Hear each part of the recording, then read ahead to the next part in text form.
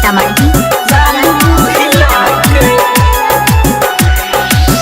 गौवा के लइका सब और तारे चेष्टा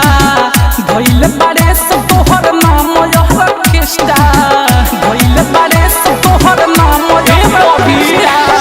गौवा के लइका सब और तारे चेष्टा भइल बारे सब तोहर नाम यहर केष्टा जान ले दारू तुम सुखा के जालू कुमर हिला के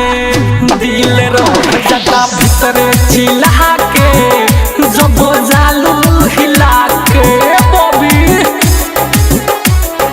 जालू हिला के विकास जालू हिला के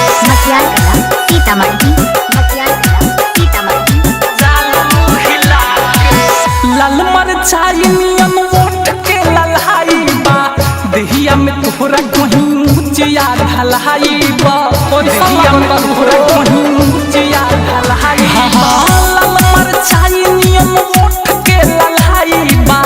देहिया में तोहरा कहीं ऊंचिया ढलहाई बो ऊंचिया ढलहाई बो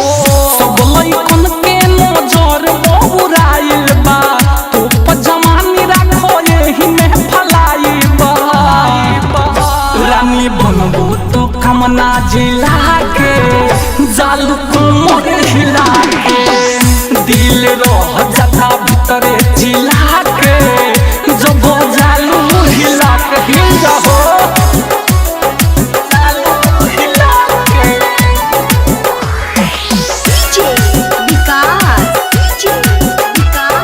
जालू हिला के मटियार कला सीतामढ़ी कौन क्रीम कौन पाउडर लगावेलू लोग जब देखेला त मुंह बीच कहवेलू ओए लोग जब देखेला त मुंह बीच कहवेलू कौन क्रीम कौन पाउडर लगावेलू लोग जब देखेला त मुंह बीच कहवेलू कहे मनीष जोठ एक दिन हो जाइबू फिर कहे आखिर से तू चुरावेलू मन राखे ही मनसूदा भागे जालू तुमर हिला के दिल रह जाता भीतरे चिल्ला के जब जलू हिला के गौवा के लइका सब और तारे चेष्टा भइल बारे सब तोहर नाम यहर केष्टा